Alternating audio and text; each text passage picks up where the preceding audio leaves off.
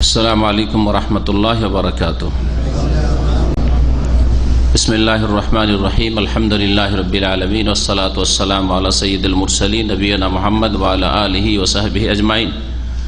अम्मा बाद फ़क़द क़ालल मुअल्लिफ़ु रहिमहुल्लाहु तआला व अन जाबिरिन रज़ियल्लाहु अन्हु क़ाल काना रसूलुल्लाहि सल्लल्लाहु अलैहि वसल्लम युकब्बिरु अला जनाइज़िना अर्बअन व यक़रअु बिफ़ातिहतिल किताब फ़ी तकबीरतिल ऊला। रवाहु शाफ़िई बिइस्नादिन दईफ़िन।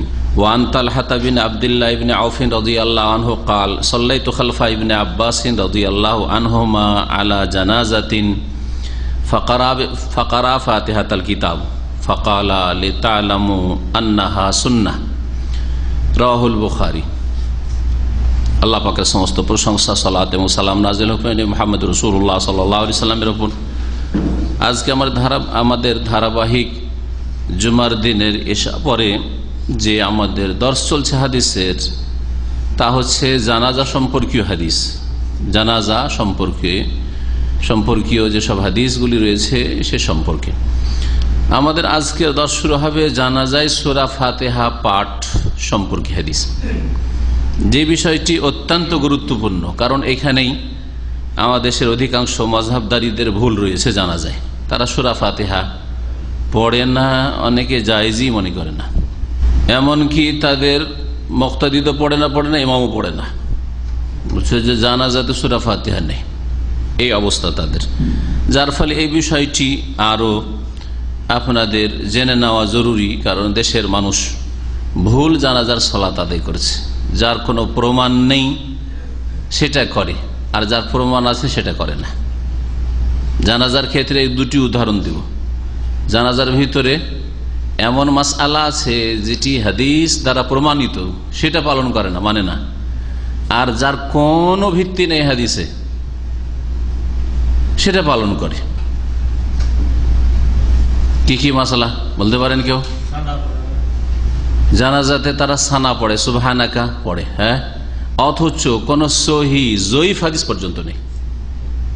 জয়ীফ হাদিস পর্যন্ত নেই। আপনাদেরকে বললাম স্পষ্ট ভাষায়, কেউ যদি বলে যে সানা পড়তে হবে জানাজায়, ওকে বলেন যে একটা হাদিস লাগবে, জয়ীফই সহি, চলো জয়ীফ হাদিস একটা দাও। কখনো পারবে না কিয়ামত পর্যন্ত পেশ করতে। এই সানা পড়া তাদের কাছে জানাজায় সুন্নত হয়ে গেল, অথচ কোনো হাদিসও নেই। আর সূরা ফাতিহা পড়ার হুকুম রয়েছে, আমল রয়েছে, এই সূরা ফাতিহা পড়ে না তারা। হাদিস থেকে যখন আমাদের আমলগুলি দূরে হয়ে যায়, মাসলা মাসাইল দূর হয়ে যায়, তার বিভিন্ন কারণ রয়েছে। তার একটি হচ্ছে অন্ধ অনুসরণ, তাকলিদ। যে তাকলিদের উপর আজকাল অনেকে গৌরব করে থাকে যে আমরা মুকাল্লিদ হওয়া প্রশংসনীয় না, নিন্দনীয়, কিন্তু তার উপরে তারা নিজেদের প্রশংসা করে, গুণগান, যে আমরা মুকাল্লিদ, আমরা কোন একটা মযহাবে তাকলিদ করি, খুব ভালো কাজ, অথচ খুব খারাপ কাজ। আর যারা তাকলিদ করেন না, তাকলিদে শাখসি করে না, কোন একটি মযহাবের বা ইমামের অন্ধ অনুসরণ করেন না, তাদের বদনাম করে তারা গায়ের মুকাল্লিদিন, এটা গালি তাদের কাছে। তারা লা মযহাবি, এটা গালি তাদের কাছে। লা মযহাবি মানে মানুষের তৈরি করা মযহাব মানে না, কিন্তু রাসূলুল্লাহ সাল্লাল্লাহু আলাইহি ওয়াসাল্লাম নাযিল করা মযহাব অবশ্যই মানে। রাসূলুল্লাহ সাল্লাল্লাহু আলাইহি ওয়াসাল্লামের প্রতি নাযিল করা মযহাব, আল্লাহ নাযিল করা মযহাব যদি কেউ না মানে, তাহলে মুসলিম না। আর সেটা হচ্ছে কোরআন সুন্নাহর মযহাব, ওহীর মযহাব। ওহীর মযহাব যদি কেউ না মানে, মুসলিম হতে পারবে না। আসেন সূরা ফাতিহা সম্পর্কে দুটি হাদিস রয়েছে, একটি হাদিস জয়ীফ আর একটি সহিহ। বুখারীতে রয়েছে হাদিস সহিহ। জয়ীফ হাদিস লেখক পেশ করেছেন, কারণ জয়ীফ হাদিসে আছে, সেই জন্য দলিলের জন্য জরুরি নয়। তবে হালকা জয়ীফ হলে সমর্থক হিসাবে পেশ করা যেতে পারে। জাবের রাদিয়াল্লাহু তাআলা আনহু থেকে বর্ণিত, হাফিজ ইবনে হাজার রাহমাতুল্লাহ আলাইহি প্রথম এই হাদিসটি নিয়ে এসেছেন জানাজায় সূরা ফাতিহা সম্পর্কে। কাল বলছেন, কানা রাসূলুল্লাহ ইউকাব্বিরু আলা জানাইজিনা আরবান। রাসূলুল্লাহ সাল্লাল্লাহু আলাইহি ওয়াসাল্লাম আমাদের জানাজাগুলিতে 4 তাকবীর পাঠ করতেন, 4টা তাকবীর দিতেন। এটা হচ্ছে প্রসিদ্ধ। আর তাকবীরের সংখ্যা সম্পর্কে গত সপ্তাহের আগের সপ্তাহে যে আমার দর্স ছিল, তাতে আশা করি আলোচনা হয়েছে, ঠিক না? জি। সুতরাং সেটা আবার ফেরাচ্ছি না। এর উপরে আমল অধিকাংশ উলামায়ে কেরামদের চলে আসছে। সুতরাং এর বিপরীত 5 তাকবীর, 6 তাকবীর, 7 তাকবীর হাদিস থাকলেও সেগুলি আমল করে নতুন কিছু আপনি আমল করা শুরু করলেন, আর লোকেরা অবাক হচ্ছে, কিছুই জানে না, হ্যাঁ অজ্ঞতা তাদের মধ্যে, সব জানেই না তারা, এইরকম কাজ করবেন না। তবে যদি কখনো কেউ জানিয়ে দিয়ে যে আজকে আমরা 5 তাকবীর পড়ব, মুসল্লিদেরকে জানিয়ে দিয়ে 5 তাকবীর বলে, কোনো অসুবিধা নেই। আর সেখানকার লোকেদের মধ্যে গোঁড়ামিও না থাকে, হ্যাঁ হাদিস আছে তখন মেনে নিব, ঠিক আছে পালন করবো, কোনো অসুবিধা নেই। রাসূলুল্লাহ আমাদের জানা যায় 4 তাকবীর পাঠ করতেন। জাবের রাদিয়াল্লাহু তাআলা আনহু বলছেন, ওয়ায়াকরাউ বিফাতিহাতিল কিতাব, আর সূরা ফাতিহা পাঠ করতেন। ফাতিহাতুল কিতাব সূরা ফাতিহার নাম, কিতাবের শুরু মানে আল কোরআনের, আল কিতাব কোরআনে কারীমের প্রথম যে সূরা, একে ফাতিহাতুল কিতাব বলা হয়, আল ফাতিহা বলা হয়। ফাতাহা ইফতাহ মানে খোলা, আর ফাতিহা এই দিয়েই কোরআন খোলা হয়। কোরআনের প্রথম পাতা খুললে সূরা ফাতিহা আসে, ফাতিহাতুল কিতাব, এই দিয়ে কোরআন শুরু হয়েছে। ফি তাকবীরাতিল উলা, প্রথম তাকবীরের পরে, প্রথম তাকবীরে মানে আল্লাহু আকবার বলার পরে কি পাঠ করতেন? সূরা ফাতিহা পাঠ করতেন। রাওয়াহু শাফিঈ, ইমাম শাফিঈ রাহমাতুল্লাহ আলাইহি হাদিসটি বর্ণনা করেছেন বিইসনাদিন দাঈফ, দুর্বল সনদে। হাদিসের সনদ হাফেজ বিন হাজার রহমতুল্লাহ আলাইহির কাছে জয়ীফ, তারপরেও তিনি নিয়ে এসছেন জানিয়ে দেওয়ার জন্য যে এই মর্মে একটি জয়ীফ হাদিসও আছে। হাদিস সম্পর্কে ভাষ্যকার শেখ আল বাসসাম, মক্কাতুল মুকাররমার বড় একজন সিনিয়র কাজী জজ, তিনি বলছেন আল হাদিস ও জয়ীফ, হাদিস আসলে জয়ীফ। কাল আল মুআল্লিফ রাওয়াহু শাফিঈ ইসনাদিন জয়ীফ। কেন জয়ীফ? বলছেন যে লিআন্না ফিহি ইব্রাহিম ইবনে আবি ইয়াহইয়া আল আসলামি ওয়া হুয়া মাতরুক।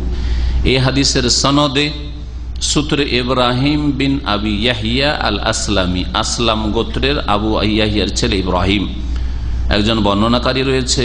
সে হচ্ছে মুহাদ্দিসিনে কেরামদের নিকট মাতরুক মানে পরিত্যক্ত। মুহাদ্দিসিনে কেরাম তাকে ছেড়ে দিয়েছেন, তার হাদিসকে ছেড়ে দিয়েছেন।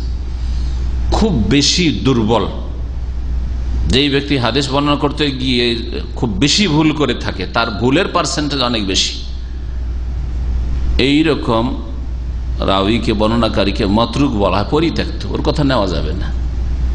100টাতে যদি 60, 70, 80টাই যদি ভুল হয়, তাহলে ওর বক্তব্য নেওয়া যাবে না, ওর কথাও নেওয়া যাবে না, ওর হাদিসও নেওয়া যাবে না। জি, এর 100টাতে 5টা 10টা মাসলায় ভুল হওয়া হইতে পারে, ওই 10টা বাদ দিয়ে বাকিটা নেন। ভাষ্যকার বলছেন যে এই হাদিসের যে বিষয়বস্তু হচ্ছে কি সূরা ফাতিহা পাঠ করা। ওয়া আলা মানা হাজাল হাদিস আমালুল মুসলিমিন আল ইয়াউম, মুসলিমরা কিন্তু এই হাদিসের যে ভাব অর্থ অর্থাৎ বিষয়বস্তু মাসআলা, এর ওপর মুসলিমদের আমল রয়েছে। তার মানে অধিকাংশ মুসলিম উম্মাহ সূরা ফাতিহা জানাজায় পড়ে থাকে, একমাত্র ব্যতিক্রম হানাফি মাযহাবের ভাইরা। এই জন্য ইমাম ইবনে আব্দুল বার রহমতুল্লাহ, ইবনে আব্দুল বার তিনি আন্দুলুস স্পেনের আলেম ছিলেন এবং তিনি মালিকি মাযহাবের একজন ফকি মুহাদ্দিসও ছিলেন। তিনি বলছেন যে এর উপর ইজমা হয়ে গেছে। ইন আকাদ আল ইজমা ওয়া বাদা যালিকা আল আরবাহ, 4টি বিষয়ের উপর ঐক্যমত ইজমা হয়েছে। আজমা আল ফুকাহা ওয়া আজমা আল ফুকাহা ওয়া আহলুল ফাতওয়া বিল আমসার আল আরবা আলা মা জা ফিল আহাদিসিস সিহাহ, 4টি বিষয়ের উপর ইজমা ঐক্যমত হয়েছে ফুকাহায়ে কেরামদের আর মুফতিদের বিভিন্ন শহরে। তার একটি হচ্ছে সূরা ফাতিহা জানাজায় পাঠ করা। কিন্তু ইজমার যে দাবি করেছেন, ইজমা থেকে তো হানাফিরা বাইরে, সুতরাং এই ইজমা বলা যেতে পারে যে অধিকাংশ আইম্মা কেরামদেরকে সবার ইজমা নয়। যাই হোক, পরের হাদিসটি দেখি যে হাদিসটি সহিহ। ওয়ান তালহা বিন আব্দুল্লাহ বিন আউফিন কাল, তালহা বিন আব্দুল্লাহ বিন আউফ থেকে বর্ণিত রাদিয়াল্লাহু আনহু কাল, তিনি বলছেন সাল্লাইতু খালফা ইবনে আব্বাসিন আলা জানাজা, আমি আব্দুল্লাহ বিন আব্বাস রাদিয়াল্লাহু তাআলা আনহুমার পেছনে একটি জানাজার সালাত আদায় করলাম। আলা জানাজাতিন মানে আলা মাইয়িতিন, জানাজা মৃত ব্যক্তিকে বলা হয়। এক জানাজায় আমরা ইবনে আব্বাস রাদিয়াল্লাহু তাআলা আনহুমার ইমামতিতে জানাজার সালাত আদায় করলাম। ফাকারা ফাতিহাতুল কিতাব, আব্দুল্লাহ বিন আব্বাস রাদিয়াল্লাহু তাআলা আনহুমা প্রখ্যাত সাহাবী, রাসূলুল্লাহ সাল্লাল্লাহু আলাইহি ওয়াসাল্লামের খুব কাছের মানুষ, আত্মীয়তার দিক থেকেও, দিন শিখার দিক থেকেও। হ্যাঁ জি, আব্দুল্লাহ বিন আব্বাস রাদিয়াল্লাহু তাআলা আনহুমাকে রাসূলুল্লাহ সাল্লাল্লাহু আলাইহি ওয়াসাল্লাম বিশেষ একটি দোয়া দিয়েছিলেন দিনের জ্ঞান সম্পর্কে, কোরআনের জ্ঞান সম্পর্কে, যে আল্লাহ যেন তাকে স্পেশাল বিশেষ কোরআনের জ্ঞান দান করেন, দিনের জ্ঞান ফিকহ দান করেন। আল্লাহুম্মা আল্লিমহুল কিতাব ওয়া ফাক্কিহু ফিদ্দিন বা আল্লাহুম্মা আল্লিমহু তাওয়িল ওয়া ফাক্কিহু ফিদ্দিন। আল্লাহ তাকে তুমি তাওয়িলের মানে তাফসিরের, সালাফে সালেহিনরা তাফসিরকে তাওয়িল বলতেন। তাওয়িল যেটা শরীয়ত সম্মত তাওয়িল সেটা হচ্ছে তাফসির। আগের কিতাব আরবিতে যদি নাসাই আপনি যদি আরবিতে পড়েন তো দেখবেন যে ইমাম নাসাই রহমতুল্লাহ তাওয়িল কাউলিহি তাআলা মানে তাফসির কাউলিহি তাআলা, মহান আল্লাহর এই বাণীর তাফসির। তো তাওয়িল তাফসিরের অর্থে, তাওয়িল মানে যেই কথাটি আছে এই কথাটা যেখানে পৌঁছাচ্ছে, আউওয়ালা ইউআউওয়ালু তাওয়িলান মানে এর পরিণতিটা যেখানে গিয়ে পৌঁছাচ্ছে। একটা কথা, এটা আয়াত, এই আয়াতটা কোথায় পৌঁছাচ্ছে এটা হচ্ছে তাফসির। মানে এই আয়াত থেকে কি জানতে পারলাম, আমাদেরকে কোথায় পৌঁছালো, তো তাবিল এই অর্থে, তাফসির অর্থে। যেটা তাবিল নিন্দনীয় সেটা হচ্ছে স্পষ্ট আর কাছের অর্থ সালাফে সালেহিনরা করেছেন, তার বিপরীত দূরের অর্থ নেওয়া, বিকৃতির অর্থ ব্যবহার হয়ে থাকে। যেমন আল্লাহ রাব্বুল আলামিনের চেহারা, ওয়াজহুন, সালাফে সালেহিন ওয়াজহুন মানে ও চেহারা, সবাই জানতেন আরবি ভাষা। আর ওয়াজহুন মানে চেহারা হয়, আল্লাহর চেহারা আছে, কিন্তু আল্লাহর চেহারা মানে সত্তা, এটা দূরের অর্থ আর সালাফে সালেহিনের বিরোধিতা। সুতরাং এটি হচ্ছে গুমরাহি, এই তাওয়িল হচ্ছে গুমরাহি। ইয়াদুন মানে হাত, এটা কাছের অর্থ, আর ইয়াদ মানে ক্ষমতা, এটা দূরের অর্থ, অনেক দূর অর্থ। অমক নেতার, অমক সন্ত্রাসীর এই খুনে হাত আছে, হ্যাঁ, অমুক দেশের এই ঘটনায় হাত আছে, বলছে না, হাত আছে মানে কি, মানে ক্ষমতা চালিয়েছে তারা, হ্যাঁ, ষড়যন্ত্র আছে ইত্যাদি, মানে ক্ষমতার অর্থে, কুওয়াতের অর্থে, কুদরতের অর্থে। এটা হচ্ছে দূরের অর্থ। আল্লাহ রাব্বুল আলামিনের ক্ষেত্রে এই অর্থ সালাফে সালেহিনরা করেনি। ইয়াদুন মানে হাত হয়, হাতই করেছেন তারা। কেউ হাত মানে কুদরত, কুদরতি হাত, হাত মানে কুওয়া, ক্ষমতা, এইসব অর্থ করেনি। সুতরাং এগুলি হচ্ছে গুমরাহি, এই তাওয়িল হারাম। বলছেন যে আব্দুল্লাহ বিন আব্বাস রাদিয়াল্লাহু তাআলা আনহু কি করলেন, সূরা ফাতিহা পাঠ করলেন জানাজায়, ফাকালা, আর সূরা ফাতিহা পাঠ, অন্য হাদিসে রয়েছে যে তিনি একটু উচ্চ স্বরে পড়েছেন।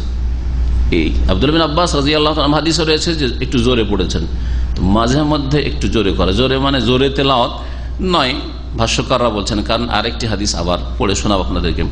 আবু উমামা রাদিয়াল্লাহু তাআলা আনহু থেকে বর্ণিত হাদিস আছে যে সূরা ফাতিহা মনে মনে আস্তে আস্তে পড়তে হবে। ইমাম পড়েন, মুক্তাদিরা মনে মনে পড়বেন। তবে আয়াতের কিছু কিছু অংশ জাহির হওয়া, প্রকাশ হওয়া বা প্রকাশ করা, এটি জায়েজ, সুন্নত সম্মত, যাতে করে যারা অজ্ঞ, কারণ জানাজা তো সবসময় 5 ওয়াক্ত নামাজের মতো হয় না। জানাজা কি হয়তো বছরে একবারই পড়েছে, কয়েক বছর পরে জানাজা পড়ার সুযোগ, সে ভুলেই গেছে কি পড়তে হয় কোন তাকবীরের পরে, ঠিক না, হতে পারে না, পারে না। এই তালিমের উদ্দেশ্যে, শিক্ষা দেওয়ার উদ্দেশ্যে যদি আল্লাহু আকবার বলার পরে সূরা ফাতিহা পড়তে গিয়ে একবার করে মালিক ইয়াউমিদ্দিন একটু বেরিয়ে গেল, একটু আওয়াজ হইল, হ্যাঁ, ইয়াকা না'বুদু ওয়া ইয়াকা নাস্তাইন একটু বেরিয়ে গেল, ওতে হচ্ছে কি যে লোকেরা শুনতে পেল, জানতে পারলো যে হ্যাঁ কোন তাকবীরের পরে কি পড়া হয়।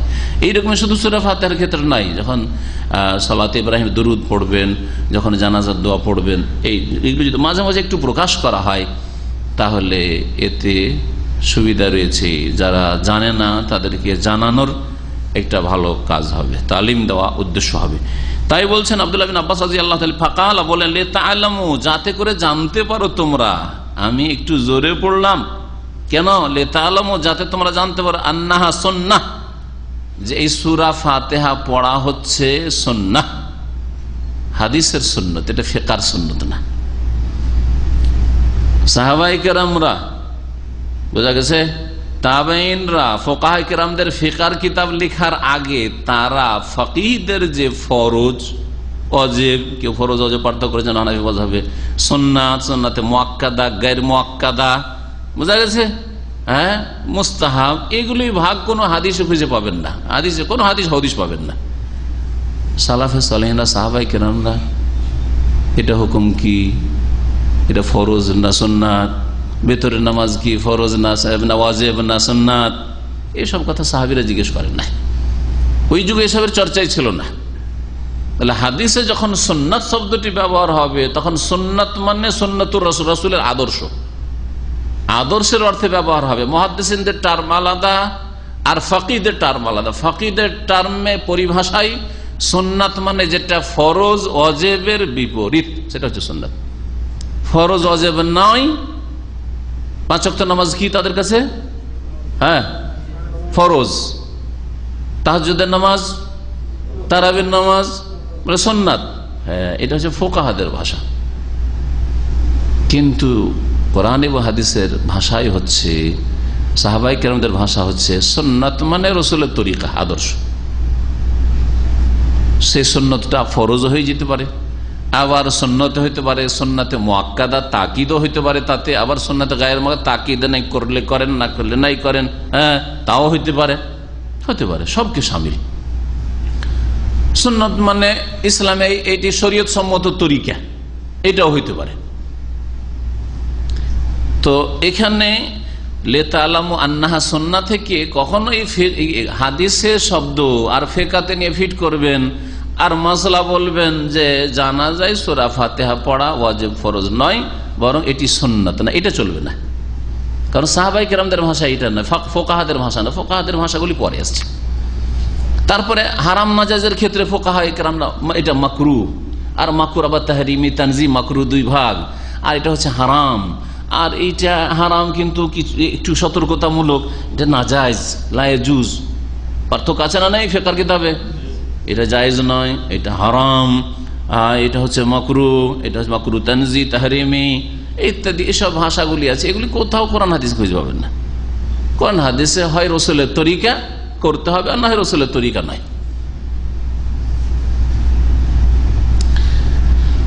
এখন এই হাদিসে যে সুন্নত কথাটি ব্যবহৃত হয়েছে, এটা কোন সুন্নাত? এটা ওয়াজিব ফরজ সুন্নাত নাকি ফোকাহাদের ওই সুন্নাত যে সুন্নাত মানে পড়লে ভালো সূরা ফাতিহা, না পড়লে কোনো দোষ নেই, নামাজ হয়ে যাবে।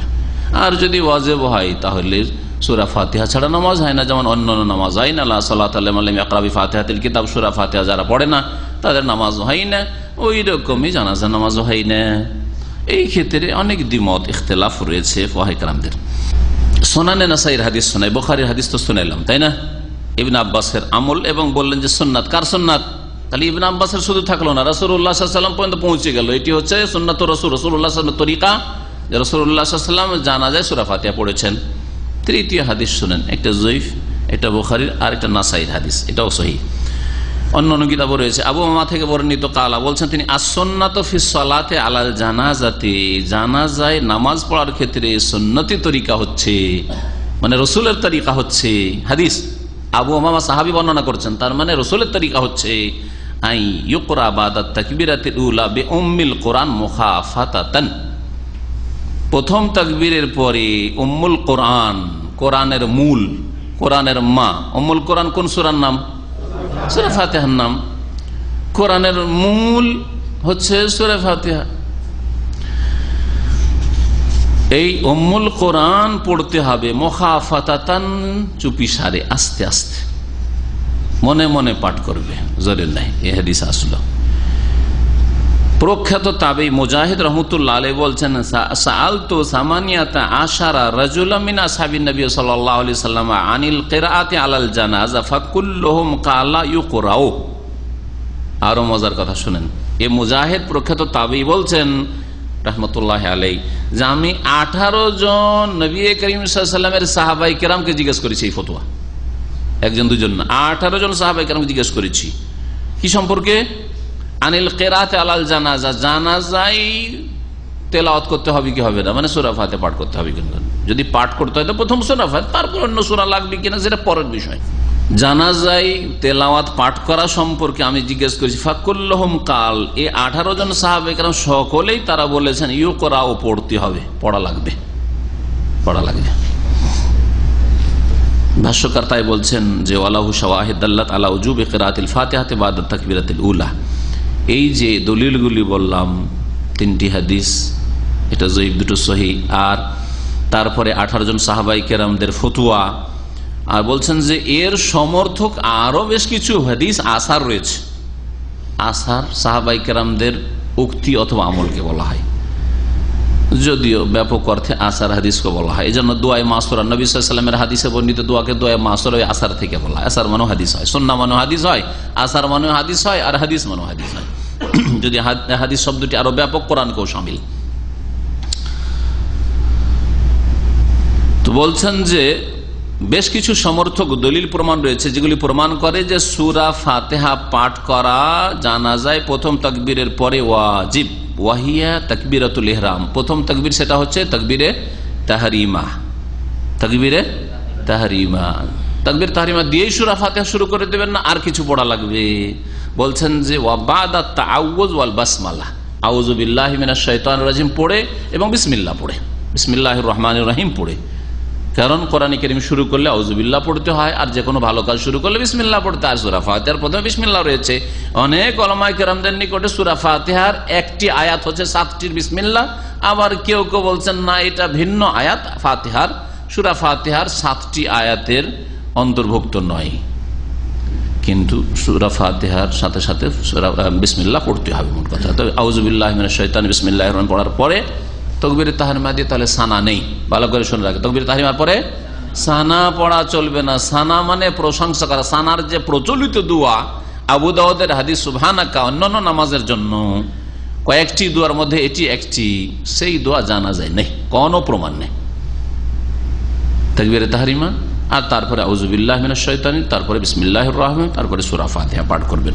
আউযু বিল্লাহ বিসমিল্লাহ সম্পর্কে বললাম। তারপরে ইস্তিফতার দোয়া, সানার কথা সম্পর্কে বলছেন ভাষ্যকার, ফাল আকসার আন্নাহু লা ইস্তাফতাহু বিহি। ইস্তিফতার দোয়া মানে নামাজ শুরু করতে গিয়ে যেটাকে আমাদের দেশের ভাষায় সানার দোয়া বলা হয়। নামাজের শুরুতে যে দোয়া পড়া হয়, আল্লাহু বাইদ বাইনি হোক অথবা ইন্নী ওয়াজ্জাহাতু ওয়াজহিয়াই হোক আর সুবহানাকাই হোক, এই দোয়া অধিকাংশ উলামায়ে কেরামরা বলছেন, ফুকাহারা বলছেন লা ইস্তাফতাহু বিহি, পড়া যাবে না, পড়তে হবে না। ওয়ালা তুকরাউ সূরাতু বাদাল ফাতিহা। আরেকটি মাসলা, সূরা ফাতিহার পরে আরেকটি সূরা মিলাবেন কিনা, সূরা ইখলাস বা অন্য কোন সূরা মিলাবেন কিনা, বলছেন না, সেটাও মিলাবেন না। আর এইটি হচ্ছে ইমাম শাফি, ইমাম আহমদ ওয়া জমহুরুল উলামা মিনাস সালাফি ওয়াল খালাফ, আগের পরের সমস্ত অধিকাংশ উলামায়ে কেরামদের মত যে সানা পড়া নেই, ইস্তিফতার দোয়া পড়া নেই। সূরা ফাতিহা পড়বেন আউযু বিল্লাহি বিসমিল্লাহর পরে, আর সূরা ফাতিহার পরে আর একটি সূরা মিলানো নেই, কোন সূরা মিলাবেন না, তারপরে দ্বিতীয় তাকবীর দেবেন। বলছেন হাফিজ রাহমাতুল্লাহ আলাইহি, আল বদরুত তাম্মাম একটি কিতাব রয়েছে, সেই কিতাব আল হাদিসু দালিলুন আলা উজুবে কিরাআতিল ফাতিহা ফি সালাতিল জানাজা। এই হাদিস স্পষ্ট প্রমাণ যে সূরা পড়া জানাজায় ওয়াজিব, আলা উজুবে কিরাআতিল ফাতিহা। লিআন্নাল মুরাদা মিনাস সুন্নাহ, এই যে সুন্নাহ শব্দটি আব্দুল্লাহ বিন আব্বাসের হাদিসে বর্ণিত হয়েছে, সুন্নাহ মানে হচ্ছে সুন্নাতুন নবী সাল্লাল্লাহু আলাইহি ওয়াসাল্লাম, নবী সাল্লাল্লাহু আলাইহি ওয়াসাল্লামের আদর্শ। সুন্নাত মানে আদর্শ। লা আন্নাল মুরাদা বিহি, তার থেকে উদ্দেশ্য মা ইউকাবিলুল ফারিজা, ফরজের বিপরীতটা না, ফুকাহাদের পরিভাষা না। ফুকাহাদের যে পরিভাষা এটা পরে এসেছে, আর নবী সাল্লাল্লাহু আলাইহি ওয়াসাল্লামের সাহাবায়ে কেরামদের উক্তিতে যে সুন্নাহ কথাটি এসেছে তার মানে রাসূলের আদর্শ সাল্লাল্লাহু আলাইহি ওয়াসাল্লাম। আবু হানিফা মালিক থেকে বর্ণিত কি শুনেন, নাজায়েজ সূরা ফাতিহা পড়া কি, এটাও জেনে নেন, কারণ কালকে যাবেন দেশে আর কোন মুফতি ফতোয়া দেবে যে সূরা ফাতিহা পড়া নাজায়েজ, পড়া যাবে না। শুনেন, বলছেন জাহাবাল ইমামান আবু হানিফা ও মালিক, ইমাম আবু হানিফা মালিক রাহিমাহুমুল্লাহ, তারা বলছেন আন্নাহা সুন্নাতুন লা ওয়াজিবাহ, সূরা ফাতিহা পাঠ করা হচ্ছে সুন্নাত, ফিকহের ভাষায় সুন্নাত, ওয়াজিব নয়, ওয়াজিব ফরজ নয়। ওয়া মাযহাবুল হানাফিয়া, আর হানাফিদের মাযহাব হচ্ছে, অনেক সময় হানাফিদের মাযহাব আবু হানিফার উক্তি থেকে দূরে চলে গেছে, আর কারো কথার উপর ফতোয়া, আবু ইউসুফের কথার উপর ফতোয়া, অথবা ইমাম মুহাম্মদের উক্তির উপর ফতোয়া, এরকম অনেক মাসাইল রয়েছে। হানাফিদের মত হচ্ছে আন্নাহু ইউকরাউ দুআ আস-সানা ওয়া জাযা কিরাআতুল ফাতিহা। এদের কাছে শুনেন, বলছেন যে সানা পড়তে হবে, এদের কাছে সানা কি করতে হবে, পড়তে হবে, আর সূরা ফাতিহা পড়া জায়েজ, সুন্নাত না, ওয়াজিব তো নয়, জায়েজ। ইমাম ইবনে তাইমিয়া রাহমাতুল্লাহ আলাইহির ফতোয়া এই ক্ষেত্রে অন্যদিকে চলে গেছে, তিনি ওয়াজিব বলেন নাই। ইবনুল কাইয়িম রাহমাতুল্লাহ আলাইহি তার শাগির্দ খাস, স্পেশাল শাগির্দ, তিনি উল্লেখ করে কালা শাইখনা, আমাদের শাইখ বলতেন ওয়ালা তাজিবু কিরাআতুল ফাতিহা ফি সালাতিল জানাজা, জানাজার নামাজে সূরা ফাতিহা পড়া ওয়াজিব ফরজ নয়, বাল হিয়া সুন্নাহ, সেটা হচ্ছে ফুকাহায়ে কেরামদের ভাষায় যে সুন্নাত সেই সুন্নাত। এটা ইমাম ইবনে তাইমিয়া রাহমাতুল্লাহ আলাইহির মত। যদি আমরা মুকাল্লিদ যদি আবু হানিফা, শাফি, মালিক, আহমদের না হওয়া যায়, তাহলে ইবনে তাইমিয়ার মুকাল্লিদ হইতে হবে না, দলিলের সাথে হইতে হবে, দলিলের সাথে হইতে হবে। ইবনে তাইমিয়া রাহমাতুল্লাহ একজন মুহাক্কিক, গবেষক মানুষ, তার ইজতিহাদ এতদূর পৌঁছেছে যে এটাকে আমি সুন্নাত বলি, এটাকে ওয়াজিব বলবো না, এটাই মত। ওয়াল কাউলুল আউয়ালু আহওয়াতু ফাআদিল্লাতুহু কাউইয়াহ, কিন্তু শেখ বাসসাম এই বুলুগুল মারামে ভাষ্যকার বলছেন যে প্রথম উক্তি যেটি বললাম যে ওয়াজিব, সূরা ফাতিহা পড়া কি ওয়াজিব এটি হচ্ছে অধিক সতর্কতা। তাহলে সূরা ফাতিহা কখনো জানাজা ছাড়বেন না, এক নম্বর কথা। কেন অধিক সতর্কতা? এক তো নামাজটাকে সেভ করলেন আপনি, যায় সুন্নাত আর জায়েজ এসব না বলে ওয়াজিব করলেন, তার মানে পড়বেনই আপনি, তাহলে নামাজটার হেফাজত হলো। কারণ নামাজ নাও হইতে পারে, যদি না হয়তো কাল কিয়ামতে কোনো কাজে আসবে না এই নামাজ, আপনার জবাব দিতে আল্লাহর সামনে। আর দুই নম্বর কথা ফাদিল্লাতু কাউইয়া, দলিলগুলি মজবুত। সূরা ফাতিহা পড়া দলিল মজবুত। সুতরাং 18 জন সাহাবীকে ফতোয়া নকল করলাম মুজাহিদ রহমতুল্লাহ আলাইহি, যেন সূরা ফাতিহা জানাজা অবশ্যই পড়বেন। এরপরে জানাজার দোয়া, জানাজার দোয়াগুলি রয়েছে। অধিকাংশ মুসলিম ভাই বোনেরা আজকাল জানাজার দোয়াগুলি মুখস্থ করেন, মুখস্থ করবেন। জানাজার দোয়া যদি, বিশেষ করে বোনেরা যদি জানাজায় নাও শরীক হন, আমাদের দেশে যেমন এখানে যারা মক্কা মদিনা আসছেন, ওদের তো জানাজায় শরীক হতে হচ্ছে, নাও যদি শরীক হন, তো এই দোয়াগুলি এত সুন্দর যে আপনি আপনার সেজদাতে, আপনার নামাজের ভিতরে বা বাইরে, নিজের জন্য, নিজের আত্মীয় স্বজনদের জন্য, মুসলিম ভাই বোনদের জন্য যে কোনো সময় দোয়া করবেন। জরুরি নয় যে জানাজার দোয়াগুলি জানাজার ভিতরেই করতে হবে, যে কোনো সময় দোয়াগুলি করা যেতে পারে, যে কোনো সময় বাড়িতে বসে বসে করা যেতে পারে। জানাজার দোয়া সম্পর্কে হাদিস পড়ি। ওয়ান আউফ ইবনে মালিক রাদিয়াল্লাহু আনহু قال صلى رسول الله صلى الله عليه وسلم على جنازة فحفظت من دعائه اللهم اغفر له وارحمه وعافه واعف عنه واكرم نزله ووسع مدخله واغسله بالماء والثلج والبرد ونقه من الخطايا كما ينقى الثوب الابيض من الدنس وابدله دارا خيرا من داره واهلا خيرا من اهله وزوجا خيرا من زوجه وادخله الجنة ووقه فتنة القبر وعذاب النار। রাওয়াহু মুসলিম, হাদিস সহিহ মুসলিমের। খুব সুন্দর দোয়া, এত সুন্দর দোয়া যে সুবহানাল্লাহ। এই হাদিস বর্ণনাকারী আউফ বিন মালিক রাদিয়াল্লাহু তাআলা আনহু সাহাবী, যেই জানাজায় রাসূলুল্লাহ সাল্লাল্লাহু আলাইহি ওয়াসাল্লামের কাছ থেকে এই দোয়াটি শুনেছিলেন, তার মানে নবী সাল্লাল্লাহু আলাইহি ওয়াসাল্লাম তার একটু করে প্রকাশ করছিলেন, ঠিক কিনা? তাহলে একটু জোরে করা ঠিক সুন্নাত। বলছেন যে আমি আকাঙ্ক্ষা করলাম যে হায় যদি আজকে এই মাইয়েতটা আমি হইতাম আর রাসূলুল্লাহ সাল্লাল্লাহু আলাইহি ওয়াসাল্লামের মোবারক দোয়াটি তার জবান থেকে, মোবারক জবান থেকে পেতাম, তো আমি ধন্য হয়ে যেতাম। এই বিষয়টি ভাষ্যকার উল্লেখ করেছেন তার এই শারহাতে। রাসূলুল্লাহ সাল্লাল্লাহু আলাইহি ওয়াসাল্লাম জানাজার নামাজ পড়ালেন কোন এক জানাজায়, ফাহাফিজতু মিন দুআহি, তার দোয়া আমি মুখস্থ করেছি। নবী সাল্লাল্লাহু আলাইহি সাল্লামের দোয়া শুনে সাহাবীরা মুখস্থ করে নিত। যারা যত বেশি হইচই থেকে বেঁচে থাকে তাদের স্মৃতি শক্তি তত প্রখর থাকে, শুনে রাখতে ভালো করে।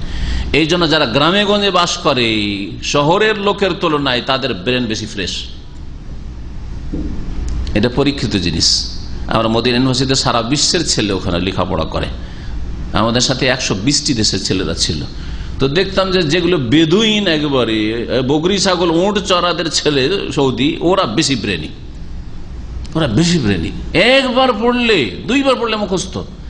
একজন আফ্রিকান ছিল ক্যামেরনের, আমার ক্লাসমেট, একবার পড়লে মুখস্থ, একবার পড়ে আর পড়তো না।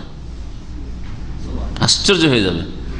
দেশও তো আমরা নিজেদেরকে মনে করতাম যারা অনেক ভালো, কিন্তু এখানে এসে বোঝা যায় যে সারা বিশ্বের যখন প্রতিযোগিতা চলছে তখন দেখা যায় যে কার কত ব্রেন। জি হ্যাঁ, ফাওকা কুল্লি জি ইলমিন আলিম, যতই বড় আলেম হয়ে যান না কেন, আপনার চাইতে বড় আলেম আর আপনার চাইতে বড় ব্রেনি আর আপনার চাইতে বড় যোগ্য অনেকে আছে। সুতরাং নিজেকে যোগ্য মনে করবেন না, নিজেকে সবসময় ছোট মনে করবেন। আল্লাহ পাক যেন আমাদের সকলকে তৌফিক দান করেন, আমাকেও আল্লাহ পাক তৌফিক দান করেন। বরং প্রথমে আল্লাহ রাব্বুল আলামিন নিজে থেকে নিজের ইসলাহ করার তৌফিক দান করেন। রাসূলুল্লাহ সাল্লাল্লাহু আলাইহি ওয়াসাল্লামের দোয়া মুখস্থ করলেন এই সাহাবী, আল্লাহ মাগফির লাহু, আল্লাহ এই মাইয়িতকে মাফ করে দাও, ওয়ারহামহু, তার উপর দয়া করো, ওয়াআফিহি, তাকে নিরাপদ রাখো। আফা ইউআফি মুআফাতান, বাবে মুফালাতের মানে নিরাপদ রাখা। ওয়াফু আনহু, এবং তাকে ক্ষমা করে দাও। আফা ইয়াফু যখন বলবেন নাসারে আনসারে তখন ক্ষমা করে দেওয়া, আর আফা ইউআফি তার মানে নিরাপদ রাখো আযাব থেকে, বিপদ আপদ থেকে, এই কবরের অশান্তি থেকে আল্লাহ তুমি তাকে নিরাপদ রাখো। ওয়া আকরিম নুজুলাহু, তার আতিথ্য সম্মানজনক করো, তার মেহমান নওয়াজি সম্মানজনক করো, সম্মানজনক তার আদর যত্ন করো, আপ্যায়ন করো। ওয়াসে মুদখালাহু, তার প্রবেশ স্থলকে তুমি প্রশস্ত করো। তার প্রবেশ স্থল মানে কবর, যেখানে এখনই তাকে দাখিল করে দেওয়া হবে, ঢুকিয়ে দেওয়া হবে, তার কবরকে প্রশস্ত করো। ওয়াগসিলহু বিল মাই ওয়াস সালজি ওয়াল বারাদ, আল্লাহ তাকে ধুইয়ে দাও, তার গুনাহ ধুইয়ে দাও, তার গুনাহ ধুইয়ে দাও, তাকে ধুইয়ে দাও মানে বিলমায়ে পানির দ্বারা, ওয়াসালজ বরফ দ্বারা, ওয়াল বারাদ আর শিলা বৃষ্টি দ্বারা। বৃষ্টির সাথে যে পাথর হয় ওই পাথরটাকে বারাদ বলা হয়। রায়ে জবর ফাতা দেন তো বারাদ মানে হয় পাথর, যে বর্ষণ হয় বৃষ্টি সবাই। আর যদি বারদ বলেন রায়ে জজম দিয়ে তাহলে ওর মানে হয়ে যায় শীত বা ঠান্ডা। বারদ মানে ঠান্ডা। জি, হার আর বারদ, হার মানে গরম আর বারদ মানে ঠান্ডা। এসি কুলিং করছে বারদ, বারিদ ঠান্ডা। কিন্তু বারাদ, বারাদ মানে হচ্ছে যে শিলাবৃষ্টি পাথর।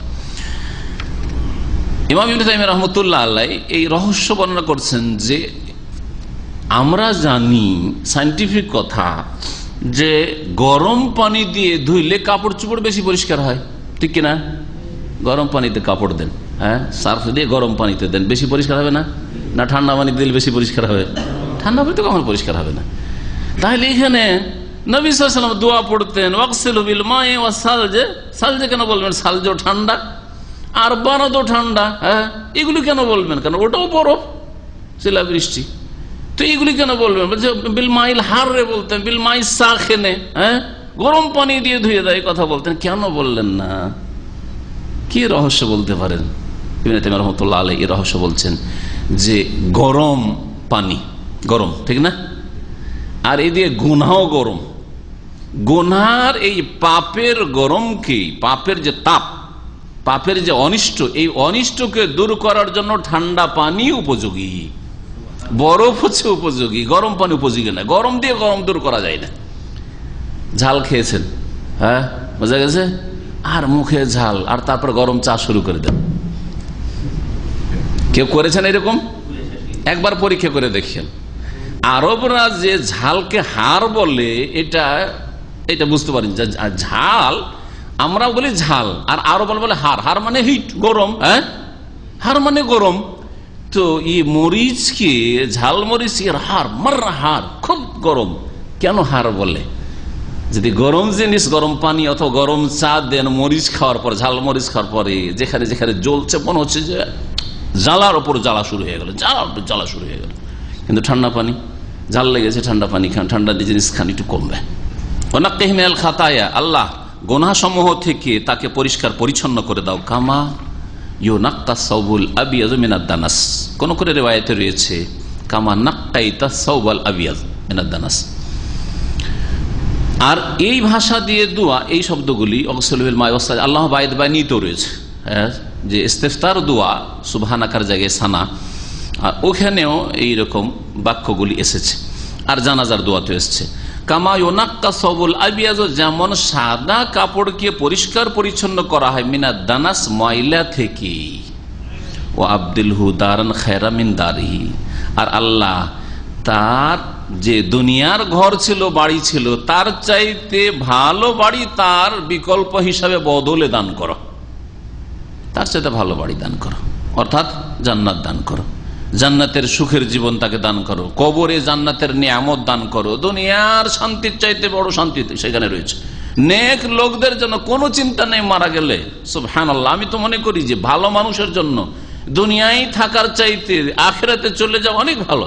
যদিও আমল করার একটা সুযোগ আছে, এই দিক থেকে ভালো যে আপনার নেকির ব্যালেন্স বাড়ছে, যতদিন বাঁচতে পারছেন, এতে কোনো সন্দেহ নেই, এটা একটা ভালো দিক আছে। কিন্তু চলে গেলে আল্লাহর যদি ফয়সালা হয়ে যায় তো কখনো হাহুতাশ করবেন না, কারণ ওখানে চলে গেলে আমার এখানকার সুখের জীবন চাইতে বেশি সুখের জীবন পাবো ইনশাআল্লাহ, যদি আমার মধ্যে ঈমান এবং নেক আমল থাকে, শর্ত, ঠিক কিনা? তাহলে আপনার তো লাভ। তারপর আপনি ভাবছেন যে আমার আপনজনকে ছেড়ে চলে যাব, স্ত্রী, ছেলে, মেয়ে, ভাই, বেরাদর, আত্মীয় স্বজন, এই বন্ধু মহল, কত ভালো মানুষ রয়েছে, আর তাদের সাথে আমার ভালোবাসা রয়েছে, এইসব থেকে বিচ্ছিন্ন হয়ে যাওয়া বড়ই তিক্ততা, বড়ই কষ্টের বিষয়। আপনি সামনে আর একটা জিনিস রাখেন, আপনাকে চলে যেতে, আল্লাহর ফয়সালায় চলে যেতে হচ্ছে, সামনে রাখেন যে আমি এখানে যদি আমার ছেলে মেয়েকে ছেড়ে যাই তো আমার বাপ মাকে পাবো, আমার দাদা দাদিকে পাবো, আমি আমার অনেক আত্মীয় স্বজনরা দুনিয়া থেকে চলে গেছে তাদেরকে পাবো, আলহামদুলিল্লাহ তাদের সাথে আমি মিলিত হব। এইভাবে মানুষের মুসিবত, বিপদ, আপদ মানুষের কাছে হালকা হয়ে যায়, এমন কোনো ব্যাপার না। আল্লাহ যদি হায়াত দান করেন আলহামদুলিল্লাহ, আল্লাহ যদি মওত দান করে দেন আলহামদুলিল্লাহ, সব অবস্থায় আলহামদুলিল্লাহ, আলহামদুলিল্লাহ আলা কুল্লি হাল। কিন্তু যখন মাথার বোঝা চাপিয়ে নেবে যে হাই রে এখনই মারা যাব, সবকে ছেড়ে চলে যাব, স্ত্রীটা আমার বিধবা হয়ে যাবে, ছেলে মেয়েরা আমার ইয়েতিম হয়ে যাবে, আর কত কষ্ট তারা করবে, আর আমারও কত কষ্ট, না না, তখন একেবারে আপনার পরে যেন মুসিবত পাহাড়ের মতো মুসিবতে আপনার মাথার উপর চেপে গেছে। না আলহামদুলিল্লাহ, আল্লাহ যে হালাতে রাখেন খুব ভালো, আলহামদুলিল্লাহ। ও আহলান খায়রা মিন আহলিহি, এবং তাকে পরিবার দান করো তার দুনিয়ার এই পরিবারের চাইতে ভালো উৎকৃষ্ট পরিবার। কোন দিক থেকে? একটা হচ্ছে আইনের দিক থেকে, একটা হচ্ছে গুণের দিক থেকে। আইন মানে ব্যক্তি, হ্যাঁ, আল্লাহ তার যে দুনিয়ার বিবি স্ত্রী রয়েছে তার চাইতে ভালো স্ত্রী দান করো, ব্যক্তির দিক থেকে, হ্যাঁ, গুণের দিক থেকে নয়। তার মানে হুরাইন তাকে দান করো। হুরাইনরা দুনিয়ার স্ত্রী যতই ভালো হোক না কেন, যতই নেক হোক না কেন, যতই সুন্দরী হোক না কেন, তার চাইতে অনেক অনেক ভালো, ঠিক না? তো এইটাও দোয়া এতে সামিল। আর একটা হচ্ছে গুণের দিক থেকে, গুণের দিক থেকে ওয়াহলান খায়রা মিন আহলিহি, আল্লাহ তাকে তার দুনিয়ার যে পরিবার ছিল, যে অবস্থায়, যেই গুণে, এই গুণের চাইতে অনেক ভালো গুণের স্ত্রী তাকে আখিরাতে দান করো।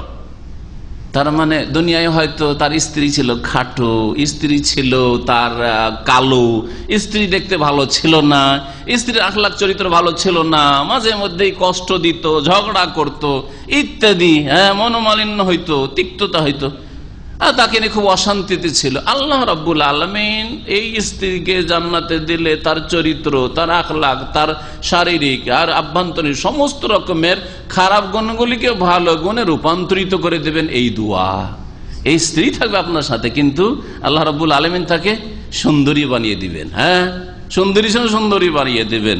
আপনার আকাঙ্ক্ষা যে একটু যদি লম্বা আমার মতো লম্বা বানিয়ে দেবেন, হ্যাঁ, আপনার আকাঙ্ক্ষা যে যেন নম্র ভাষী হয়, খুব কর্কশ ভাষী আমার স্ত্রী ছিল, প্রত্যেকটা কথায় উত্তর এতরাজ আর এতরাজ এতরাজ, শুধু কেন আর কেন আর কেন, শোকজ করতে হবে। বাড়িতে আসলে শুধু শোকজ করো, হ্যাঁ, কারণ বয়ান করো, কোথায় ছিলে তুমি বয়ান করো, হ্যাঁ, কাকে টেলিফোন করছিলে বয়ান করো, এই কি করছিলে তুমি বয়ান করো, তো মুসিবত, সব কথার জবাব দিতে হবে তাকে। তো আখিরাতে ওইসব থাকবে না, এসব কষ্ট আর থাকবে না। তো গুণের দিক থেকে আল্লাহ পাক রব্বুল আলামিন তাকে ভালো স্ত্রী দান, এই স্ত্রীটাকে ভালো করে দাও, এই দোয়া এতে সামিল রয়েছে। তাহলে এই একটা অংশে তার জন্য হুরাইনেরও দোয়া করলেন, আর তার স্ত্রীটা যেন ভালো হয়ে যায় এই দোয়া করলেন, আর ভালো আল্লাহ বানিয়ে দিবেন, ভালো আল্লাহ বানিয়ে দেবেন। ও আদখিলহুল জান্নাহ, এবং তাকে জান্নাতে দাখিল করো। ওয়াকিহি ফিতনাতাল কবর, আর কবরের পরীক্ষা থেকে তাকে রক্ষা করো। কবরের পরীক্ষা ফিতনা, আর একটা হচ্ছে আযাব, দুটো আলাদা জিনিস। ফিতনাতুল কবর হচ্ছে জিজ্ঞাসাবাদ, কবরে মুনকার নাকির এসে জিজ্ঞেস করবে, এটা হচ্ছে ফিতনাতুল কবর। মান রাব্বুকা, তোমার রব, তোমার প্রতিপালক কে ছিল, মা দিনুকা, তোমার দিন কি ছিল, ওমান নবিয়ুকা বা মাহাযার রাজুল আল্লাযী বুইসা ফীকুম, সেই ব্যক্তিকে জানো কি, যেই ব্যক্তিকে তোমাদের উদ্দেশ্যে প্রেরিত করা হয়েছিল, পাঠানো হয়েছিল রাসূল, চেনো কি? এই তিনটি যে প্রশ্ন হবে, আল্লাহ ওখানেও তাকে রক্ষা করিও, যেন জবাব দিতে পারে, হ্যাঁ হ্যাঁ লাদ্রি না করে, হ্যাঁ, মুনাফিকদের মতো, কাফেরদের মতো, মুশরিকদের মতো। আর তারাই হাহা লাদ্রি করবে যারা কাফের, মুশরিক, মুনাফিক, আর না হলে তাদের অনুসারী, তাদের ভক্ত। আর যারা রাসূলুল্লাহ সাল্লাল্লাহু আলাইহি ওয়াসাল্লাম অনুসারী, কিছু ঘাটতি থাকলেও যদি জান্নাতে যাওয়ার মতো কাজ করে যেতে পারে, তাওহীদ ঠিক থাকে, পাঁচ ওয়াক্ত সালাত ঠিক থাকে, আর কাবিরা গুনাহ থেকে বেঁচে থাকে, আর কিছু ভুল ভ্রান্তি থাকে, তো আল্লাহ রাব্বুল আলামিন মাফ করবেন আর জবাব দিতে পারবে। ওয়াকিহি ফিতনাতুল কবর, কবরের ফিতনা থেকে তাকে রক্ষা করো। ওয়া আযাবান নার, আর জাহান্নামের আযাব থেকে, শাস্তি থেকে তাকে রক্ষা করো। মুসলিম হাদিস, সহিহ মুসলিমের অন্য রিওয়ায়াতে রয়েছে ওয়াকিহি আযাবাল কবর ওয়া আযাবান নার, এরকম রয়েছে, কবর আযাব থেকে এবং জাহান্নামের আযাব থেকে তাকে রক্ষা করো। এই ছিল একটি দোয়া। এই দোয়া কার মুখস্থ আছে? হাত তুলবেন, আর মাঝে মধ্যে পড়তে থাকেন। ভুলে যাওয়ার ভয় আছে, জানাজা পাচ্ছি না, সুযোগ এমনি পড়তে থাকেন, দোয়া করেন আর পড়তে থাকেন। যে সুন্নত নামাজগুলি পড়ছেন, তাহাজ্জুদ নামাজ বা সুন্নত নামাজ পড়ছে, ওতে সেজদা লম্বা করে দোয়া পড়েন, আল্লাহুম্মা গফির লাহুম, বা লাহুকে লাহুম করে দেন, তাহলে সেই সমস্ত মুমিন মুমিনাতের জন্য দোয়া বহু বচন করে দেন, আল্লাহুম্মা গফির লাহুম ওয়ারহামহুম ওয়াআফিহিম ওয়াফু আনহুম, এরকম করে দেন। সবার জন্য দোয়া করছেন, প্রত্যেক মুসলিম ভাই বোনদের জন্য দোয়া করছেন, এই মুখস্থ হয়ে যাবে। দ্বিতীয় দোয়া, ওয়ান আবি হুরায়রা রাদিয়াল্লাহু আনহু قال কানা রাসূলুল্লাহ সাল্লাল্লাহু আলাইহি ওয়াসাল্লাম ইযা সাল্লা আলা জানাজাতি, রাসূলুল্লাহ যখন কোনো জানাজার সালাত আদায় করতেন, ইয়াকুলু তখন বলতেন এই দুয়া, আল্লাহুম্মা আগফির লিহাইয়িনা, হে আল্লাহ ক্ষমা করে দাও আমাদের জীবিতকে।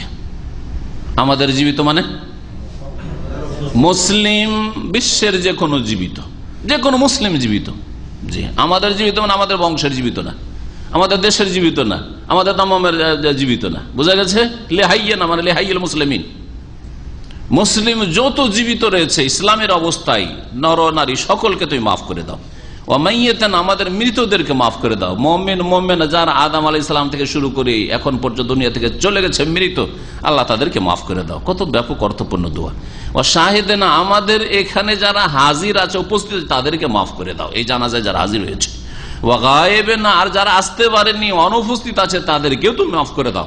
বা যাদের জানাজা নেই, যেমন বোনেরা মহিলারা তাদের জানাজা নেই, বাড়িতে বাড়িতে আছে তারা অনুপস্থিত, তাদেরকেও তুমি মাফ করে দাও। সুবহানাল্লাহ, চিন্তা করুন কত ব্যাপক। ও সাগীরানা, আমাদের ছোটদেরকেও মাফ করে দাও। ও কাবীরানা, আর আমাদের বড়দেরকে মাফ করে দাও। ওয়া যাকারানা, আমাদের পুরুষদেরকে মাফ করে দাও। ওয়া উনসানা, আমাদের নারীদেরকেও মাফ করে দাও, মুসলিম নর নারী সকলকে মাফ করে দাও। আল্লাহুম্মা মান আহইয়াইতাহু মিন্না, হে আল্লাহ আমাদের মধ্য থেকে যাকে বা যাদেরকে তুমি এখনো জীবিত রেখেছো বা জীবিত রাখছো, ফাআহইহি আলাল ইসলাম, তাদেরকে জীবিত রাখো ইসলামের ওপর, যাতে করে ইসলামের ওপর থাকে, শিরক কুফরিতে লিপ্ত না হয়, মুনাফিকিতে লিপ্ত না হয়, ইসলাম ভঙ্গ না করে ফেলে, ইসলামের ওপর তাদেরকে বাঁচিয়ে রাখো। ওমান তাওয়াফাইতাহু মিন্না, আর আমাদের মধ্য থেকে যাদেরকে তুমি মৃত্যু ঘটিয়েছো, যাদেরকে তুমি মৃত্যু দান করেছো, যাদের আত্মাগুলি তুমি গ্রহণ করে নিয়েছো, তাওয়াফা তাওয়াফা আল্লাহ ইয়াতাওয়াফাল আনফুস, আল্লাহ আত্মাগুলি গ্রহণ করেন, সূরা জুমারে রয়েছে, ওখান থেকে তাওয়াফাইতাহু ফাতাওয়াফাহু আলাল ঈমান, তাদেরকে ঈমানের উপর মৃত্যু দান করো, যাতে করে তার ঈমানের উপর মারা যেতে পারে। কারণ ঈমানের অবস্থায়, তাওহীদের অবস্থায় যদি মারা না যায়, শিরকে কুফর অবস্থায় নাস্তিকতায় যদি মারা যায়, তাহলে চিরকাল জাহান্নামে থাকবে। আর ঈমান, আসল ঈমানটা যদি ঠিক থাকে, আসল ঈমান মানে শুধু লা ইলাহা ইল্লাল্লাহ না, লা ইলাহা ইল্লাল্লাহর বাস্তব প্রমাণ 5 ওয়াক্ত সালাতের সাথে কেউ যদি মারা যেতে পারে, আর ভুল ভ্রান্তি যদি থাকে, তো তার কোনো একটা স্তরে গিয়ে ক্ষমা হবে, হয় আযাব শাস্তি কবরে পেয়ে মাফ হবে, না হয় আল্লাহর রহমতে শেষ ওঠে, আখিরাতে কিয়ামতে নবী সাল্লাল্লাহু আলাইহি ওয়াসাল্লামের শাফাআতে হবে, অথবা আল্লাহ রাব্বুল আলামিনের রহমতে মাফ হবে, মাফ হবে। যদি কবর আযাব পেয়েও মাফ হলো না, আর হাসর মাঠে শাফাআত হইল না, জাহান্নামে চলে গেল, জাহান্নামে কিছু কাল দীর্ঘকাল জ্বলে পুড়েও মুমিন মুআহিদ নামাজি যদি সারাবিও হয়, নামাজি যদি যে কোনো কাবিরা গুনাহ করনেওয়ালা হোক, ইসলাম ভঙ্গ না যেন হয়, হালাল মনে না করে, চুরিকে হালাল মনে করেন না, মদকে হালাল মনে করেন না, কুকুরের গোস্তকে হালাল মনে করেন না, কিন্তু এরকম বহু অপরাধ করেছে, হারাম, সে অনুতপ্ত হয়ে দুনিয়াতে যদি অনুতপ্ত হইতে পারে, তাহলে তো তওবা করলে আর সংশোধন করতে পারে। আর যদি বিনা তওবায় মারা যায়, তবু আল্লাহ রাব্বুল আলামিন হয় তার রহমতে মাফ করে দেবেন, না হলে কিছু কালের কবর আযাব দিয়ে মাফ করবেন। আর কবর আযাব দিয়ে যদি মাফ না হয় তো নবী সাল্লাল্লাহু আলাইহি ওয়াসাল্লামের শাফাআতে মাফ হবে, তাও যদি না হয় তো জাহান্নামে জ্বলে জ্বলে আল্লাহর রহমত পরে হবে, বা তারপরে নবী সাল্লাল্লাহু আলাইহি ওয়াসাল্লাম শাফাআত চলতে থাকবে, তখন শাফাআতে উঠে আসবে জাহান্নাম থেকে। মুমিনের একটা জান্নাতের রাস্তা আছে যখন বেরিয়ে আসবে। এর মানে এই নয় যে আপনি কাবিরা গুনাহ করতে থাকবেন। আল্লাহ পাক যেন সমস্ত রকমের কাবিরা থেকে, সাগীরা গুনাহ থেকে বেঁচে থাকার তৌফিক দান করেন আমাদেরকে। আল্লাহুম্মা লা তাহরিমনা আজরা, হে আল্লাহ এই মৃত যে ব্যক্তি রয়েছে তার নেকি থেকে, তার প্রতিদান থেকে আমাদেরকে বঞ্চিত করিও না। মানে তার যে ভালো কাজগুলি সেগুলি আমাদেরকে করার তৌফিক দাও, বা তাকে অনুসরণ করার তৌফিক, সে আমাদের চাইতে ভালো, তাকে অনুসরণ করার তৌফিক দাও, সেগুলিতে আমাদের বঞ্চিত রাখিও না। ওয়ালা তুদিল্লানা বাদাহু, এবং তারপরে মানে এই লোকের, এই মৃত ব্যক্তির দুনিয়া থেকে বিদায় হয়ে যাওয়ার পরে, দাফনের পরে আমাদেরকে গোমরা করে দিও না।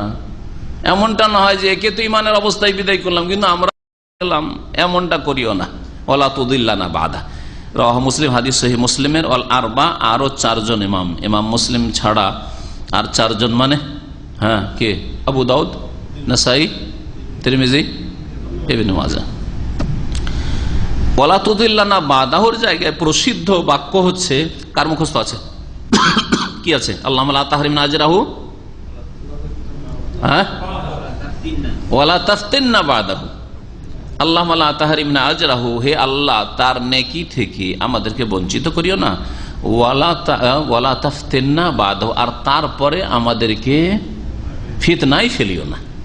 এখানে গুমরাহ করিও, ওখানে ফিতনায় ফেলিও না। ফিতনা কথাটি ও ব্যাপক, গুমরাহিও ব্যাপক, যে কোনো গুমরাহি, কিন্তু ফিতনাটি ব্যাপক। ফিতনা দুনিয়ার ফিতনাকেও শামিল, আর ধর্মীয় ফিতনাকেও শামিল। আর গুমরাহি দুনিয়াকে হয়তো শামিল নয়, আখিরাতের ইমানের ক্ষেত্রে, আমলের ক্ষেত্রে যে কোনো ফিতনা, আকীদায় আর বিভ্রান্তি আসুক, আর আমলে ইবাদত বন্দেগীতে বিভ্রান্তি আসুক আর ঘাটতি আসুক, হারাম থেকে বেঁচে থাকার ক্ষেত্রে আপনার ত্রুটি হওয়া শুরু হোক, বিদাত শুরু হোক, সবগুলি হচ্ছে গুমরাহি। তা আল্লাহ তারপরে আমাদেরকে গুমরাহ করিও না। আর এক রিওয়ায়াতে রয়েছে তারপরে আমাদেরকে ফিতনায় ফেলিও না। একটা লোকে ভালো অবস্থায় আলহামদুলিল্লাহ বিদায় করে দিলেন, কিন্তু তারপরে দুনিয়ার ফিতনা, নারীর ফিতনায় পড়লেন, তো ধর্মীয় ফিতনাও শুরু হলো। কিন্তু এমন কিছু ফিতনা আছে যেগুলি হয়তো ধর্মীয় ফিতনা নয়, কিন্তু দুনিয়ার ফিতনা, যেমন জালেমের জুলম অত্যাচার শুরু হয়ে গেল, জালেমের জুলম অত্যাচার শুরু হয়ে গেল। আজকে যে অবস্থা থাইল্যান্ডে হচ্ছে, বার্মায় হচ্ছে, সিরিয়ায় হচ্ছে, ইরাকে হচ্ছে, ফিলিস্তিনে হচ্ছে, আফ্রিকায় হচ্ছে, মুসলিম বিশ্বের কোথাকার কথা বলবো, সুবহানাল্লাহ, যে জুলম অত্যাচার, ভারতে জুলম অত্যাচার হচ্ছে, এমন কোন জায়গায় নেই মনে হয় ইল্লা মাশাআল্লাহ যেখানে মুসলিমদের উপর হয় বাহিরের শত্রু ইহুদিরা ছাড়া, কাফের, হিন্দু, বুদ্ধিস্ট, অথবা ঘরের শত্রু যেগুলো ইসলামের লেবাস পোশাক পরে আছে কিন্তু এরা ইসলামের দুশ্মন, সাহাবায়ে কেরামদের দুশ্মন, তাদের জুলম অত্যাচার হচ্ছে। আল্লাহ পাক রব্বুল আলামিন এই জুলমের যেন দ্রুত অবসান ঘটান। আল্লাহ রব্বুল আলামিন এই দুনিয়ার ফিতনা থেকে মুসলিম আহলে সুন্নাত ওয়াল জামাত, কোরআন সুন্নাহ অনুসারী মুসলিম ভাই বোনদেরকে আল্লাহ পাক যেন হেফাজত করেন। আল্লাহ রাব্বুল আলামিন তাদের জানের হেফাজত করেন, মালের হেফাজত করেন, ইজ্জত আবরুর হেফাজত করেন। আল্লাহ রাব্বুল তাদের বাড়ি ঘরের হেফাজত করেন। আর জালেমদেরকে আল্লাহ পাক ধ্বংস করেন। জালেমদেরকে আল্লাহ পাক ধ্বংস করার জন্য আল্লাহ যেন সত্যিকার মুজাহিদ পয়দা করে দেন। সত্যিকার আল্লাহ পাক রব্বুল আলামিন, আল্লাহ রাব্বুল আলামিন সৎ নেতা যেন পয়দা করে দেন, যার নেতৃত্বে মুসলিম উম্মাহ কোরআন সুন্নাহ ভিত্তিক জিহাদ ফি সাবিলিল্লাহ শরীক হতে পারে। আল্লাহ পাক তুমি এই জিহাদের রাস্তা খুলে দাও। আল্লাহ রাব্বুল আলামিন যেন আমাদেরকে এই রাস্তায় অংশ নেওয়ার তৌফিক দান করেন। মুনাফিকি থেকে আল্লাহ পাক আমাদেরকে যেন মুক্ত রাখেন। একটি হাদিস দোয়ার সাথে সম্পর্কিত আছে, এজন্য এই হাদিসটি এক লাইনের এটাই দিয়ে শেষ করে দিচ্ছি। ওয়ান আবি হুরায়রা রাদিয়াল্লাহু আনহু আন্না নবী সাল্লাল্লাহু আলাইহি ওয়াসাল্লাম قال اذا صليتم على الميت فاخلصوا له الدعاء। নবী করিম সাল্লাল্লাহু আলাইহি ওয়াসাল্লাম থেকে আবু হুরায়রা রাদিয়াল্লাহু তাআলা আনহু বর্ণনা করছেন যে নবী সাল্লাল্লাহু আলাইহি ওয়াসাল্লাম বলেন, ইযা সাল্লাইতুম আলাল মাইয়িত, যখন কোনো মৃত ব্যক্তির জানাজার সালাত আদায় করবে, ফাখলিসু লাহু দুআ, তখন তার জন্য খালিস অন্তর থেকে দোয়া করবে। খালিস অন্তর থেকে দোয়া করবে, আন্তরিকতার সাথে দোয়া করবে। এই দোয়া কোথায় করবেন? দোয়ার একটা ক্ষেত্র হচ্ছে জানাজার ভিতরে, এটা হচ্ছে আসল ক্ষেত্র। ইযা সাল্লাইতুম আলাল মাইয়িত, সালাতের কথা চলছে, হ্যাঁ, জানাজার ভিতরে আপনি দোয়া করবেন। তাহলে জানাজার ভিতরে সূরা ফাতিহাতে আল্লাহর গুণগান, এটি হচ্ছে দোয়া হলো। আর তারপরে নবী করিম সাল্লাল্লাহু আলাইহি ওয়াসাল্লামের সালাত সালাম, নবী সাল্লাল্লাহু আলাইহি ওয়াসাল্লামের বড় হক, সমস্ত মানুষের চাইতে, সেই জন্য দুরূদ ইব্রাহিম আল্লাহুম্মা সাল্লি আলা মুহাম্মাদ আল্লাহুম্মা বারিক আলা মুহাম্মাদ পড়লেন। আর তারপরে যে দোয়াগুলি আসলো বা এইরকম দোয়া আরো কিছু রয়েছে, সেই দোয়াগুলি দোয়ায়ে মাসুরা করাই ভালো, কিন্তু উলামায়ে কেরামরা বলছেন যে দোয়ায়ে মাসুরা ছাড়াও যদি কেউ কোনো দোয়া মাইয়াতের জন্য করতে চাই তো জায়েজ রয়েছে, কারণ আল্লাহর সাথে কথা বলছে, আল্লাহর সাথে কথা বলছে। সুতরাং এই ক্ষেত্রে দোয়ায়ে মাসুরাতেই সীমিত থাকতে হবে এমনটা জরুরি নয়। নবী সাল্লাল্লাহু আলাইহি ওয়াসাল্লাম এখানে বলেছেন তোমরা আন্তরিকতার সাথে দোয়া করো, ইখলাসের সাথে। এমন না যে এটা অন্য মাইয়াত, আমার আপনজন না, না, যে কোনো মুসলিম ভাই বোনের জন্য দোয়া করবেন, ইখলাসের সাথে দোয়া করেন আপনি, আন্তরিকতার সাথে। যেন আপনার বাপ মারা গেছে, আপনার মা মারা গেছে, হ্যাঁ, মুসলিম ভাই বোন মারা গেছে, আপনার বাপ মারা গেলে, মা মারা গেলে, আপনার ছেলে মারা গেলে, আপনার মেয়ে মারা গেলে, আপনার স্ত্রী মারা গেলে, যেমন ইখলাসের সাথে, আন্তরিকতার সাথে, কান্না ভাব নিয়ে বা কান্নার অবস্থায় দোয়া করে, ওই রকম দোয়া করার চেষ্টা করেন। আল্লাহ পাক যেন তৌফিক দান করেন। রাওয়াহু আবু দাউদ, হাদিস আবু দাউদের এবং ইমাম ইবনে হিব্বান হাদিসটিকে সহিহ বলেছে। হাদিসটি ভাষ্যকার বলছেন হাসান, ইবনে মাজাহ তো রয়েছে, বাইহাকিতেও রয়েছে। আল্লামা আলবানী বলছেন হাযা সানাদুন হাসান, হাদিসটি হচ্ছে হাসান, বাইরের সনদ হচ্ছে হাসান। দোয়ার আরেকটি ক্ষেত্র রয়েছে, দোয়ার আরেকটি ক্ষেত্র রয়েছে। মাইয়াতকে দাফন করার পরে নবী করিম সাল্লাল্লাহু আলাইহি সাল্লাম বলেছেন যে এখন মাইয়াতের জন্য খুব বেশি বেশি দোয়া করো, সালুল্লাহ তাসবিত, এর জন্য সালুল্লাহ লাহু আত-তাসবিত, এর জন্য দৃঢ়তা আল্লাহর কাছে কামনা করো, দৃঢ়তা দোয়া করো, আল্লাহ তাকে অটল রাখো, জবাব দেওয়ার তৌফিক দাও, যেন মুনকার নাকিরের জবাব দিয়ে ফাইন্নাহু আল-আনা ইউসআল, এখনই তাকে জিজ্ঞাসাবাদ করা হবে, এখনই তোমরা গেলেই শুরু হয়ে যাবে। সুতরাং বেশি বেশি দোয়া করো। এই সময় দোয়া করবেন। দোয়া করতে বলেছেন নবী করিম সাল্লাল্লাহু আলাইহি ওয়াসাল্লাম, কিন্তু একসাথে করেছেন কি নবী সাল্লাল্লাহু আলাইহি ওয়াসাল্লাম? একসাথে করতে বলেছেন, তাহলে তার বাচনিক হাদিস দিয়ে এটা প্রমাণ হয় না যে নবী সাল্লাল্লাহু আলাইহি ওয়াসাল্লাম একসাথে দোয়া করতে বলেছেন, যে ইমাম মুরব্বী সাহেব আলেম সাহেব দোয়া করবেন আর বাকি সব আমিন আমিন বলবেন। এই তরিকা নবীর কোনো কথাতেও নেই, কৌলি হাদিস বাচনিক হাদিসও নেই, আর নবী সাল্লাল্লাহু আলাইহি ওয়াসাল্লামের ফেলি হাদিস কর্মেও নেই, আমলেও নেই যে নবী সাল্লাল্লাহু আলাইহি ওয়াসাল্লাম দোয়া করছেন মাইয়া দাফন করার পরে কবর সামনে করে অথবা কিবলা সামনে করে, যেই রকমই হোক, আর সবাই আমিন আমিন বলছে, একটিও নজির নেই। সুতরাং এই যে তরিকাটি আমার দেশে চলছে, চলছে না? চলছে না? এটি সুন্নত নয়, এটি বিদআত, এটি সুন্নতের খেলাফ কাজ। তাহলে দোয়া যে করতে বলা হয়েছে, হ্যাঁ দোয়া করার প্রমাণ আছে। একা একা দোয়া করবেন, একা দোয়া করবেন। যদি দেখতে চান কখন মক্কা মদিনায় জানাজা পড়ার পরে দৌড় দিয়ে আপনি কবরস্থানে, বাকিতে মদিনা হলে বাকিতে দৌড় দিয়ে চলে যান, পেছনে পেছনে জানাজা আপনার জন্য খোলা আছে। আপনি আল মুআল্লা চলে যান কবরস্থানে, দেখতে পাবেন। আর যদি সেখানে না সময় সুযোগ পান, তাহলে কখনো কখনো মাঝে মধ্যে যে মসজিদগুলিতে দামামে জানাজা হয়, যেমন জেলুইয়াতে হয়, তারপরে আপনার আল ফুরকান যেমন 91-এর ওই রোডে, এয়ারপোর্ট রোডের পাশে মসজিদ হয়, এখানে রাইয়ান মসজিদ হয়, এরকম মসজিদে জানাজা পড়বেন। বেশিরভাগ জানাজা আসরে থাকে, কখনো মাগরিবেও থাকতে পারে, জোহরেও থাকতে পারে, জোহরে থাকে, কিন্তু আসরে থাকে বেশিরভাগ জানাজা। নামাজ পড়বেন আর তারপরে ওই দিন সময় করে চলে যাবেন জানাজা। আর ওখানে গিয়ে দেখবেন যে আরবরা কি সুন্নতি তরিকাতে কাফন দাফন করে আর সেখানে দোয়া করে, দোয়া অবশ্যই করে। হ্যাঁ, আল্লাহুম্মা আগফির লাহু, আল্লাহুম্মা আরহামহু, আল্লাহুম্মা আইযহু মিন আযাবিল কবরে, এভাবে দোয়া করেন। কিন্তু একসাথে দোয়া করবেন, হাত উঠে একজন দৌড়ে সবাই আমিন আমিন করছেন, এরকম কোন জাহেলি করতে পারে, কিন্তু কোন আলেম কোরআন হাদিসের বিনা দলিলে করবে না। আল্লাহ পাক রব্বুল আলামিন যেন এই বিষয়গুলি বোঝার তৌফিক দান করেন এবং সুন্নাত তরিকায় আমল করার জন্য তৌফিক দান করেন। এখন শেষখানে শুধু বলবো যে তাকবীরে তাহরিমা দিলেন জানাজায়, তারপরে কি পড়বেন? সূরা ফাতিহা তেলাওয়াত করবেন আউযু বিল্লাহ বিসমিল্লাহ পড়ার পরে, তারপরে দ্বিতীয় তাকবীর দেবেন। দ্বিতীয় তাকবীরের পরে কি করবেন? হ্যাঁ, নবী করিম সাল্লাল্লাহু আলাইহি ওয়াসাল্লামের উপর সালাত পেশ করবেন, সালাত ইব্রাহিম, যেটা নামাজে পড়ছেন, সালাতে পড়ছেন আল্লাহুম্মা সাল্লি আলা মুহাম্মদ ইন্নাকা হামিদুম মাজিদ, আল্লাহুম্মা বারিক আলা মুহাম্মদ ওয়া আলা আলি মুহাম্মদ ইন্নাকা হামিদুম মাজিদ পর্যন্ত। ঠিক আছে?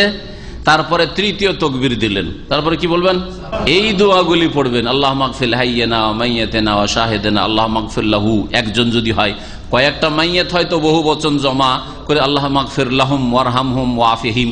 মহিলা যদি হয় আল্লাহুম্মা আগফির লাহা করে দিতে পারেন তো ভালো, আর নাও যদি করেন তো ব্যক্তি হিসাবে হু দিয়েই চলবে, আপনাকে এত গিয়ার চেঞ্জ করার কষ্ট করা লাগবে না, কোনো প্রয়োজন করে আল্লাহুম্মা আগফির লাহু দিয়ে চলতে পারে। ইন্নামাল আমালু বিন্নিয়াত, আমল নির্ভর করে মানুষের নিয়তের। আপনি সকলের জন্য দোয়া করছেন অথবা মহিলার জন্য দোয়া করছেন, কোনো অসুবিধা নেই, এইভাবে দোয়া করবেন। আবার বলবো যে যেই দোয়াগুলি মুখস্থ নেই জানাজা সম্পর্কে, সেই দোয়াগুলি মুখস্থ করবেন। চতুর্থ তাকবীর দেবেন, আর তারপরে চতুর্থ তাকবীর দেওয়ার পরে এমন কিছু পড়ার কোনো প্রমাণ নেই। কিছু কিছু ফুকাহারা বলেছে রব্বানা আতিনা ফিদ দুনিয়া হাসানা ওয়া ফিল আখিরাতি হাসানা ওয়া কিনা আযাবান্নার পড়েন আর তারপর সালাম ফেরেন, কিনা কোনো দলিল নেই। যার ফলে এইসব কথা দলিলবিহীন কথার পিছনে ছুটবে। দলিলবিহীন কথা যে কেউ বলতে পারে, ওই কথার কোনো মূল্য নেই যদি কোরআনে না থাকে, হাদিসে না থাকে, সহিহ হাদিসে না থাকে। সুতরাং চতুর্থ তাকবীর দিয়ে আসসালামু আলাইকুম ওয়া রাহমাতুল্লাহ, একদিকে সালাম ফিরারও হাদিস রয়েছে যার উপর আমল সৌদি আরবে রয়েছে, আর যদি দুই দিকেও সালাম ফেরেন তারও হাদিস রয়েছে, যেমন আল্লামা নাসিরুদ্দিন আলবানী রাহমাতুল্লাহ আহকামুল জানাইজ এই কিতাবটিতে বিস্তারিত আলোচনা করেছেন, বাংলায় অনুবাদ হয়েছে, ঢাকায় ছেপেছে। যদি আপনারা সংগ্রহ করতেন, খুব সুন্দর কিতাব, জানাজার ওপর এর চাইতে সুন্দর কিতাব আমার জানা নেই। সুতরাং এই কিতাবটা সংগ্রহ করতে পারেন, বাংলা ভাষা বিশেষ করে, আরবিতে অনেক কিতাব রয়েছে, কিন্তু কথা হচ্ছে যে যদি বাংলায় চান তো এই কিতাবটা আপনারা সংগ্রহ করতে পারেন।